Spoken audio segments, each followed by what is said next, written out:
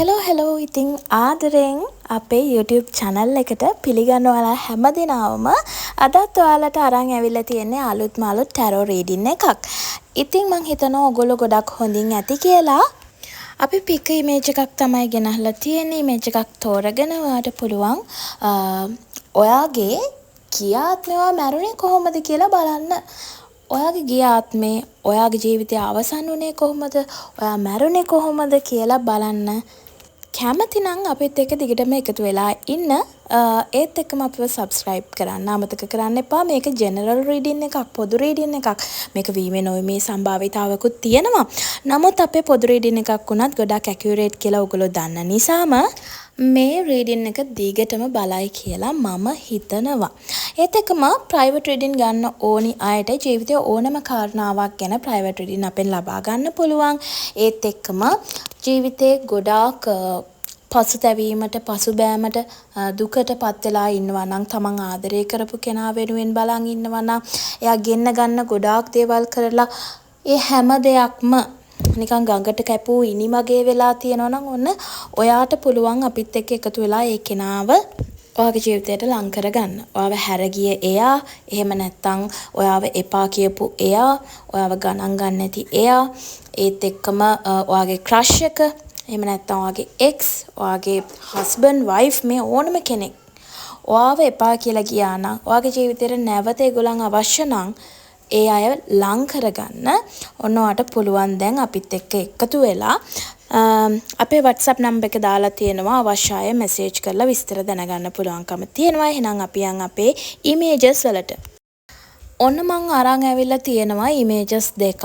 ඉතින් ඔයාලට පුළුවන් මේ images දෙකෙන් එකක් තෝරගන්න. මේක දිහා බැලුවම ඔයාට වඩාත්ම හැයන එක තමයි මෙතෙන්දි තෝරගන්න ඕනි. පාටට වෙන්න පුළුවන්, හැඩයට වෙන්න පුළුවන්, පෙනුමට වෙන්න පුළුවන්. ඔයා මේකෙන් එකක් තෝරගන්න. අපි කතා කරන්න යන්නේ ඔයා ගිය ආත්මේ කොහොමද මැරුණේ කියලා බලන්න. එහෙම නැත්නම් ඔයාට මොකද්ද වුනේ? ගිය ආත්මේදී ඔයා අවසානයේදී ජීවිතයේ අවසාන කාලේදී ඔයාට මොකද්ද වුනේ? ඔයාගේ ජීවිතේ නැති වුනේ කොහොමද කියලා බලන්න තමයි මේ රීඩින් එක ගේන්නේ. ඉතින් විශේෂයෙන්ම අපිට ටැරොට් රීඩින් වලදී මැරෙන දවස කියන්න බෑ. ඒ වගේ දේවල් තියෙනවා මේ කතා කළ නොකළ යුතු. නමුත් ගිය ආත්මේ ඔයා කුමක් වෙලාද මරණයටපත් උනේ? කොයි වගේ දෙයක් නිසාද කියන එක අපිට බලන්න පුළුවන්. ඉතින් මෙතනදී ගොඩක් වෙලාවට ඔයා මේ number 1 සිලෙක්ට් කරගත්ත ඔයා ජීවිතක්ෂයටපත් වෙලා තියෙන්නේ. ගිය ආත්මේ මැරිලා තියෙන්නේ. ඔයාගේ ජීවිතයේ හරිම වයසේදී නෙමෙයි. කියන්නේ මැරෙන්න ඕන කාල සීමාවෙදී නෙමෙයි. ඊට කලින් ඔයාගේ ජීවිතේ නැති වෙලා තියෙන ගතියක් තමයි මෙතෙන්දි පෙන්වුම් කරන්නේ. ඔයා ජීවිතක්ෂයටපත් වෙන්න ඕන නිසි වයසේදී නෙවෙයි. ඒ දේ සිද්ධ වෙලා තියෙන ටිකක් කලින් ඒ දේ සිද්ධ වෙලා තියෙනවා. යම්කිසි රෝගාබාධයක් මුල් කරගෙන තමයි විශේෂයෙන්ම ඔයා ජීවිතක්ෂයටපත් වෙලා තියෙන්නේ. යම්කිසි රෝගයක් නිසා ඔයාට කියන්නේ ඔයාට කලින් මැරෙන්න සිද්ධ වෙලා තියෙනවා. ඒක පැහැදිලි. මොකද මට පේනවා මෙතෙන්දී ඔයා ලොකු කියන්නේ මොකක් හරි රෝගයකට ගොදුරු වෙලා ඒ රෝගය නිසා ගොඩක් විඳවලා තියෙනවා. ඒත් එක්කම ඒකට ගොඩක් ප්‍රතිකාර අරගෙන තියෙනවා. ගොඩක් වෙලාවට ඒ රෝගය නිසා ඔයාගේ ජීවිතේ ගොඩාක් දේවල් නැති වෙලා තියෙනවා. සමහරට ඔයාගේ පවුල, එහෙම නැත්නම් සමහර විට ඔයා ළඟම ඉන්න අය වෙන්න පුළුවන්. ඒත් එක්කම ඔයාගේ රැකියාව නැති වෙලා තියෙන්න පුළුවන්. ඔයා ගොඩක් මේ මානසික පීඩන වලට ලක් වෙලා තමයි මියදිලා තියෙන්නේ. ගොඩක් වෙලාවට ඔයා මැරෙන්න තව කල් තියෙන්න ඇති. හැබැයි ඔයා ඒ කාලෙට කලින් ඔයාගේ ජීවිතෙන් ගිහිල්ලා තියෙනවා වගේ එකක් තමයි මෙතෙන්දි පෙන්වුම් කරන්නේ. ඒත් එක්කම ගොඩාක් ඔයා කලකිරීමෙන් ඉඳලා තියෙනවා. ඔයාගේ මේ යම් රෝගී තත්වයක් නිසා ඔයාට ජීවිතේ බොහෝ පීඩා ඇති වෙලා තමයි ඔයා මේ විදිහට ජීවිතක්ෂයටපත් වෙලා තියෙනවා වගේ ගිය ආත්මෙදී. ඒත් එක්කම ඔයා ගොඩාක් දෙනෙක් ගැන අඳුනගෙන තියෙනවා. ළඟ හිටියේ කවුද? එහෙම නැත්නම් ඔයාට උදව් පදව් කරේ කවුද? ඒ කාලෙදී ඒ ආත්මෙදී යම්කිසි ආකාරයකින් ඔයා අසරණ වීමක් වගේ සිද්ධ වෙලා තියෙනවා අවසාන කාලේදී. එතකොට ඔයා එක්ක හිටපු අය, ඔයත් එක්ක හිටපු අය කවුද කියන අවබෝධයෙන් තමයි ඔයා ඒ අවසාන කාලයත් ගෙවලා තියෙන්නේ. ඉතින් බොහොම සුළු පිරිසක් තමයි ඔයත් එක්ක ළඟින්ම ඉඳලා තියෙන්නේ.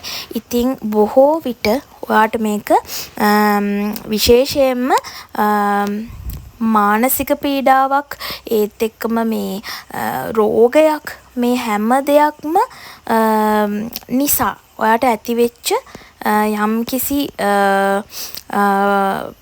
කාලාන්තරයක් තිබිච්ච මේ රෝගයක් නිසා දුකටපත් වෙලා පීඩා විඳලා ඒකෙන්ම මානසික වෑද වැටිලා තමයි කියන්නේ පවුලේ අයට පවා ඔයා නිසා ගොඩක් කරදරවලට ලක් වෙලා තියෙනවා. පවුලේ අය පවා ඔයාගේ ලෙඩේ නිසා ගොඩක් වියදම් කරලා තියෙනවා. ඔයාව බේරගන්න ගොඩක් මහන්සි වෙලා තියෙනවා. ඒත් එක්කම ඔයාට ආදරය කරපු සමහර ඔයාගෙන් ගිහින් තියෙනවා. ඒත් එක්කම මම කිව්වා වගේ යම් කලකිරීමක් ඇතුව සහ රෝගයක් නිසා තමයි ඔයා මේ ජීවිතක්ෂයට පත් වෙලා තියෙන්නේ. ඔයා ගිය ආත්මේදී. ඒත් එක්කම ගොඩක් වෙලාවට ඔයා ඒ ගිය ආත්මේදී නොසිතපු විදිහකින් තමයි මේ දේ සිද්ධ වෙලා තියෙන්නේ. ඔයා හිතුවේ නෑ ඔයාට එහෙම දෙයක් එච්චර ඉක්මනට වෙයි කියලා. ඒත් එක්කම ඔයා හිතන්නේ නැති මිනිස්සු ඔයාට ලං වුණා. ඔයා ආදරෙන් බලාගත්ත සමහර මිනිස්සු ඔයාගෙන් ඈතට ගිහින් තියෙනවා. ඒ මානසික පීඩාවයි අර ලෙඩේ තියෙන භයානක තත්ත්වයයිත් එක්ක තමයි ඔයා ජීවිතෙන් සමු අරගෙන තියෙන්නේ.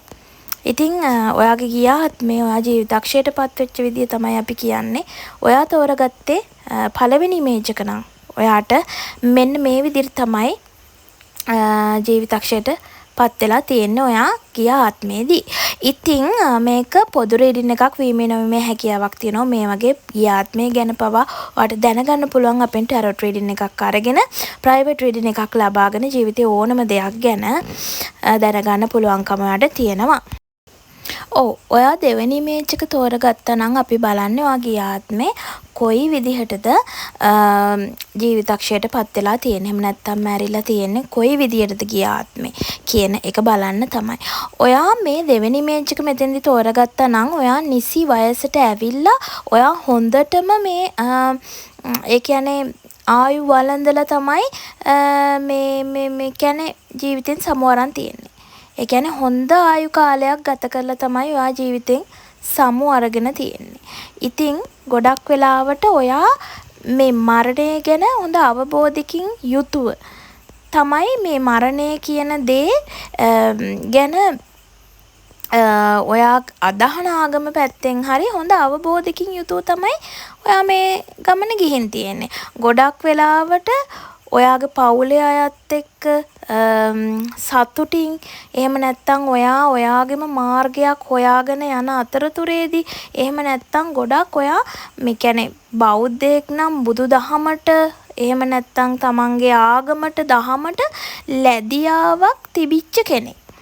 එතකොට දැන් මෙතෙන්දී කියන්න පුළුවන් ඔබ ඊටා පරිණත භාවයට පත් වෙලා තමයි මියදිලා තියෙන්නේ සහ ඔයා මේ ආගම දහමට ඊටාම ලැබි කෙනෙක්. ඒ කියන්නේ මේ ආගම දහම නිසා යම් හොඳ අවබෝධයක් ලබාගෙන තමයි මේ මරණයට උනත් පත් වෙලා තියෙන්නේ හොඳ ආයු කාලයක් ගෙවලා. එතකොට ජීවිතේ කෙටි කාලීන මරණයක් නෙවෙයි ඔබ ගිය ආත්මෙදී ඔබට ලැබිලා තියෙන්නේ ඔබ ඊටා හොඳ ආයු කාලයක් හොඳ විදිහට හොඳ පෞල් ජීවිතයක් ගත කරලා හොඳ ආයු කාලයක් ගෙවපු ඒත් එක්කම ඔයා යම් කිසි මේ ජීවිතේ මුල් කාලේ යම් ඔයාට ගැටලු එහෙම නැත්නම් පව් එහෙම නැත්නම් ඔයාගේ මොනවා හරි ඔයාගේ අතින් සිද්ධ වෙච්ච වැරදි බොහෝ තිබුණත් ජීවිතේ අවසාන කාලේ මේ නම්බර් 2 එහෙම නැත්නම් දෙවෙනි ඉමේජ් එක තෝරගත්ත අය අවසාන කාලේ ඉතා පරිණත විදිහට ඉඳලා තියෙනවා. ඉතා සිහි බුද්ධියෙන් ඉඳලා තියෙනවා. වයසට ගියත් කියන්නේ ඒ ගමන ගිහින් තියෙන්නේ සිහි බුද්ධියෙන්. එතකොට ආගම දහමට අවසාන කාලේ ගොඩක් ලැබියාවක් දක්කලා තියෙනවා කියලා මෙතෙන්දි පේනවා. ආගම දහම අනුව ජීවත් වෙලා තියෙනවා. මරණය කියන දේ මෙනෙහි කරලා තියෙනවා. එතකොට අවබෝධ කරගෙන තියෙනවා. ඒ නිසා මේ මරණයෙන් පස්සේ ගැනක් හිතලා තියෙනවා. ඒ කියන්නේ මරණයෙන් පස්සේ අපිට මොකක් වෙයිද කියන එකක් ගැන හිතලා තියෙනවා. ඒ නිසා අකල් මරණයක් ලෙස නෙවෙයි මම මේක දකින්නේ. හොඳ අවබෝධයක් ඇතුව හොඳට හොඳ කාලයක් ආයුෂ භුක්ති විඳලා පරිණත විදිහට ජීවිතේ මුල් කාලේ බොළඳ වැඩ තිබුණත් අවසානයේදී මේ මරණයෙන් පස්සේ මේ පව් පින් ගැන හොඳ අවබෝධයක් ඇතුව ආධ්‍යාත්මික පැත්තට හිත යොමු කරලා ඉඳපු කෙනෙක් තමයි ඔයා. එහෙම ජීවිතයක් ගත කරලා තමයි ඔයා ඔයාගේ උපරිම ආයු කාලය විඳලා මැරිලා තියෙන්නේ. ඉතින් මේ ටික තමයි නම්බර් 2 සිලෙක්ට් කරගත්ත අයට නම් කියන්න තියෙන්නේ. ඉතින් අද අපි කෙටි වීඩියෝ එකක් අරගෙන ආවා. ඉතින් මේක වීමේ සම්භාවිතාවක් තියෙනවා. ඉතින් අපි ඉමේජස් දෙකක් අරගෙන තමයි මේ ටික තේරුවේ. ඉතින් මේ ගොඩවල් දෙකට අයත් නැති අයත් ඇති මෙතන. ඉතින් අපි සවිස්තරාත්මකව පස්සේ වීඩියෝ එකක් කරමු. දැනට මේ ජෙනරලි ඔයාට යම් දෙයක් අවබෝධ කරගන්න තමයි මේ රීඩින් එක ගෙනාවේ. ඉතින් ඔයාට ප්‍රයිවට් රීඩින් එකකින් හරියටම මේ දේවල් දැනගන්න පුළුවන් ඔයාගේ ගිය ආත්මය ගැන සහ ඔයාගේ පසුගිය ආත්ම ගැන විස්තර දැනගන්න පුළුවන්. ඉතින් ජීවිතේ ඕනම කාරණාවක් ගැන ටැරොට් රීඩින් එකක් ගන්න, ප්‍රයිවට් රීඩින් එකක් ගන්න අපිට මෙසේජ් එකක් දාන්න. සහනදායී මුදලකට ඕගලන්ට ප්‍රයිවට් රීඩින්ස් ගන්න පුළුවන්. ඒත් එක්කම පැය 24ක් වගේ කාලයක් තුලදී ඔයාට රීඩින් එක ගන්න පුළුවන්කම තියෙනවා. එහෙනම් අදට යන්න වෙලාව හරි. අපි ගිහින් එන්නම්. සුබ දවසක්. පරිස්සමෙන් ඉන්න.